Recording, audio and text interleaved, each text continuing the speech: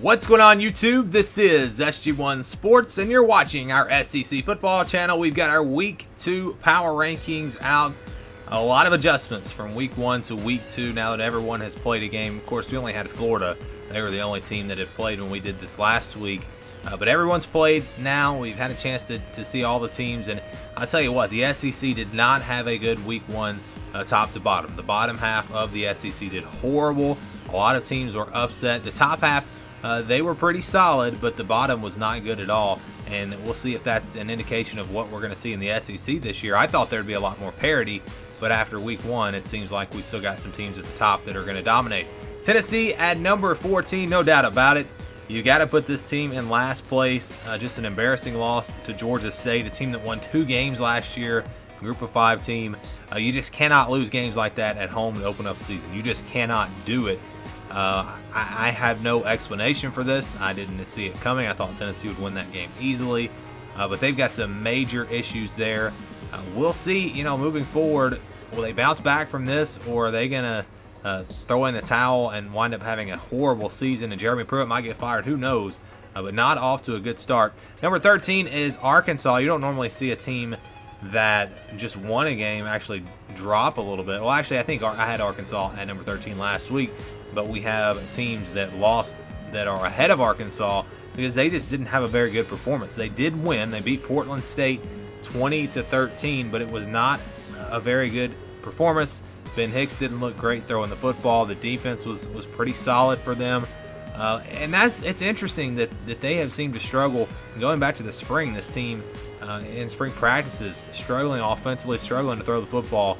We'll see if that changes. They've got to improve there. Ole Miss at number 12 had a pretty good defensive effort. Memphis is a very good offense, and they held them to 15 points. The problem is they couldn't get their offense going. And we were kind of expecting this, or I was coming into this season. I thought that it would take a little bit of time for this offense to get going with Rich Rodriguez, the new offensive coordinator, all the new wide receivers that would have to kind of get used to things with Matt Corral. And so I could see it coming, but I thought they would do better than 10 points. I thought this game would be much, much more high scoring, but the defense has played really well. That's a good sign for Ole Miss, I think, that the defense played that well, because I do think the offense will come along. At number 11, we have Vanderbilt. They lose to Georgia 30-6. No surprise there. I thought they would score a little bit more. Georgia got the big lead and kind of let up a little bit in that game. But Vanderbilt just couldn't do much offensively. They couldn't really stop the run game for Georgia. And that was the issue for me coming into this season for Vanderbilt, was actually the defense. I thought the offense would be pretty good. Is Georgia's defense that good, or is Vanderbilt going to struggle offensively? If they do, it's going to be a long year for the Commodores. It's going to be tough to get wins in the SEC, but they come in at number 11. Number 10 is Missouri, another upset that I did not see coming. Missouri loses to Wyoming, but it's not near as bad as the Tennessee loss, though. I mean, they went out west, all the way out to Wyoming. They were playing against a decent team. Wyoming is not horrible. Wyoming is much better than Georgia State. And Missouri did pretty well in this game, besides turning the ball over and giving up some big runs. So it wasn't a horrible performance, but you still lost the game, and that is inexcusable. You cannot lose to a team like Wyoming. Missouri now, we'll see how they bounce back. Number 9 is South Carolina. This one was tough for the Gamecock fans. As tough as their schedule is this year, you had to have this win.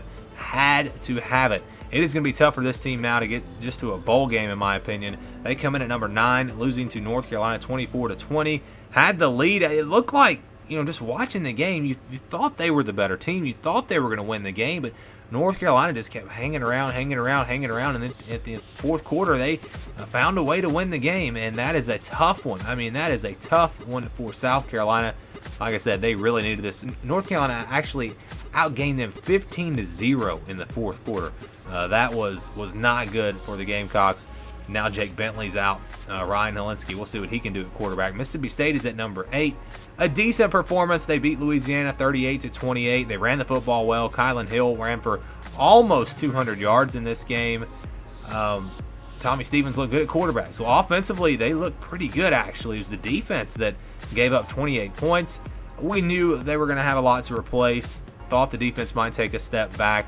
I wondered about the offense, but after watching them do what they did on that side of the ball, I think I would be pretty optimistic if I was a Bulldog fan. Kentucky, just a solid performance from this team. Toledo is a very good Group of 5 team, one of the better teams out of the MAC, maybe the best team out of the MAC.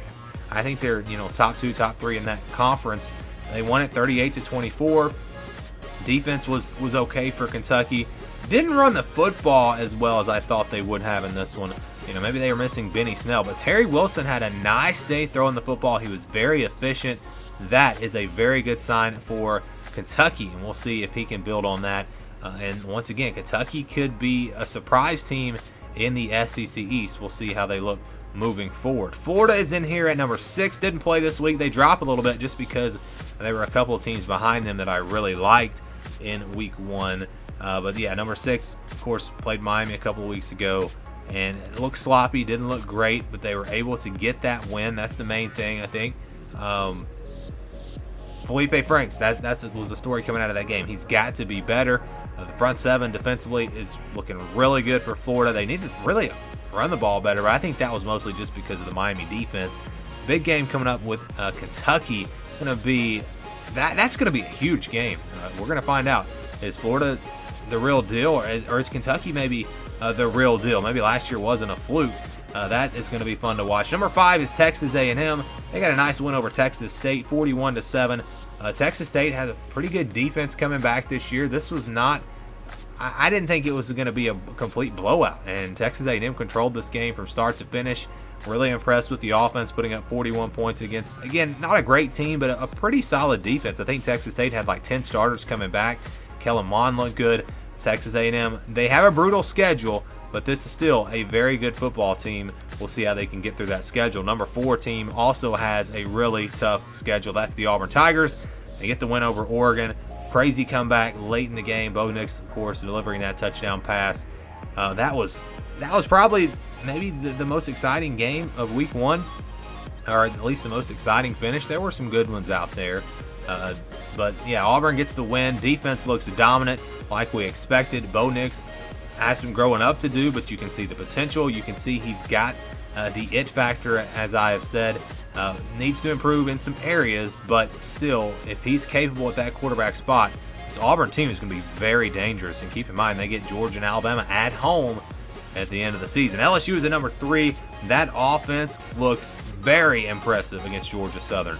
Put up 55 points, 52 points in the first 3 quarters. They went 55-3. We knew the defense was going to be great, and they were making changes to the offense. I didn't expect this. And yes, it's Georgia Southern, but Georgia Southern was a decent team last year.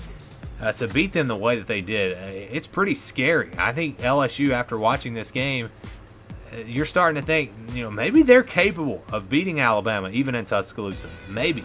It'll be tough, but I think LSU has to be in that playoff conversation. I think all of these teams in the top 3 are in that conversation. Georgia, though, is at number 2. Ran the football really effectively against Vanderbilt. Kind of let their foot off the gas a little bit. Had the lead, and the second half didn't play quite as well, I guess, for whatever reason. But DeAndre Swift had a big day, 147 yards on the ground. Jake Fromm, it was really the same old Jake Fromm we saw. Didn't throw it a whole lot.